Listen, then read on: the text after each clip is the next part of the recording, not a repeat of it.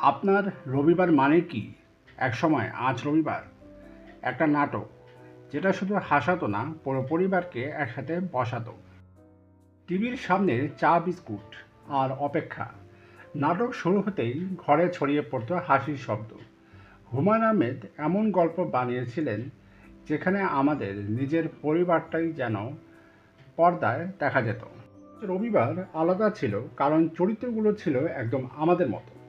কারো রাগ, কারো বুদ্ধি, কারো সরলতা, সব কিছু মিলিয়ে একটা ছোট জগৎ। প্রতিটা পর্বে ছিল হালকা হাসির ভেতরে লুকানো একটা গভীর অনুভূতি। আমি যখন আজ রবিবারের কোনো পর্ব দেখি, মনে হয় আমি আবার সেই পুরনো সন্ধ্যায় ফিরে গেছি, যেখানে সময় ধীরে চলে আর হাসিটাই সবচেয়ে বড় উপহার। আপনাদের সবচেয়ে প্রিয় আজ রবিবার চরিত্র বা পর্ব কোনটা? কমেন্টে লিখুন। এমন আরও স্মৃতির গল্প পেতে বিনোদন ভাণ্ডারে থাকুন।